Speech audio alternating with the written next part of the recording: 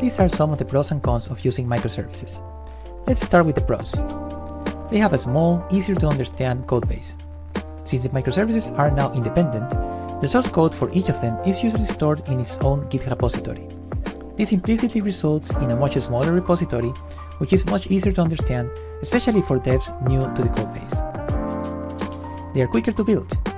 The smaller independent codebase per microservice allows for building each service much faster and in parallel, both on dev boxes and on CI pipelines. They allow for independent, faster deployments and rollbacks. Each service can now be deployed individually as soon as the relevant source code has been built, and testing for the domain covered by the service can start right away and is much smaller in scope. Also, if an issue is detected with the deployment, it can be rolled back to the previous version without having to roll back any other service. They are independently scalable. Different services can be scaled according to their needs, so if there's one service that needs to scale, given the amount of RAM or CPU it uses, it can be scaled independently of the needs of any of the other services. There is much better isolation from failures. Microservices are isolated from each other so that a crash in one service has no impact in the availability of the other services. They are designed for continuous delivery. Since microservices are small, usually start fast, and are independent from each other, they are great candidates for continuous delivery.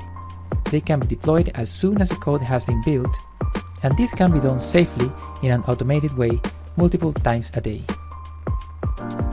It is easier to adopt new varied tech. Different services don't need to use the same versions of their multiple dependencies, including the .NET runtime. Even better, if one of them needs to be moved to a completely different language or web framework, this is much more straightforward to do with a small microservice than with a big monolith. Microservices grant autonomy to teams and lets them work in parallel. The natural independence of deployment and isolation of microservices, and the fact that they are closely linked to a specific part of the business domain, results in the owning teams to have great autonomy around the entire life cycle of the service. Some teams might decide to deploy their microservice every night, while others will do it every hour or whenever an urgent fix needs to be shipped. Different teams will do what's best for them. Now, the cons. It is not easy to find the right set of services. How do you know that you have split the app into the right set of services? Are 3 microservices enough? Or 10 perhaps? How much granularity? These questions are not easy to answer, but techniques like domain-driven design and aligning the services to specific pieces of the domain and the teams behind them helps to find the right balance. Using microservices adds the complexity of distributed systems. The fact that each service lives in a separate silo introduces a lot of complex issues that are non-existent in monoliths. How to have a service communicate with another one if a model can no longer make a simple method call to the other? Issues like these are the reason for this curse. The shared code moves to separate libraries.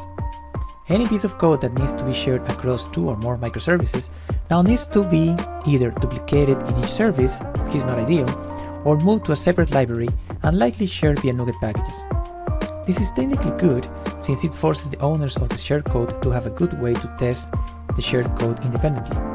But on the flip side, things are no longer as easy as adding a new shared class or method to any of the services' codebase. Also, you may end up with dozens of shared libraries that may need to collaborate and have the right set of dependencies. There is no good tooling for distributed apps. IDEs are usually focused on a single app, not on running several services together.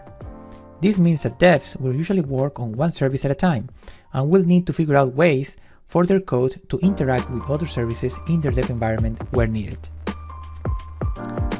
Releasing features across services is hard.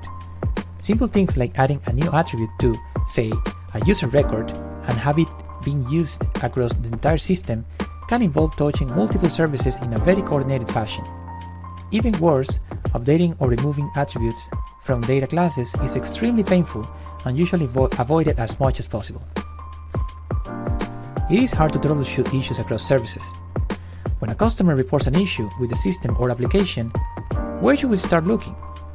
With features potentially distributed across dozens of microservices, you are forced to have a very good story around tracing issues across services to be able to quickly find out the root cause and address it. You can't use transactions across services. Since each service has its own database, atomic transactions that impact multiple tables are usually out of the question. How to ensure a purchase operation will both debit GIL from the user and grant it the relevant items when one of the involved services could unexpectedly fail in the middle of the purchase process? A few new patterns and techniques need to be introduced to properly handle these concerns. Finally, it raises the required skill set for the team. With each team fully owning the service, and since not all services will be built similarly, each team now needs to learn not just how to code features for the service, but also how to build it, deploy it, test it in isolation, diagnose it, roll it back, etc.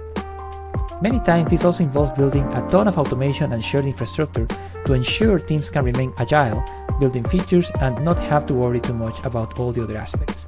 This requires a lot of investment.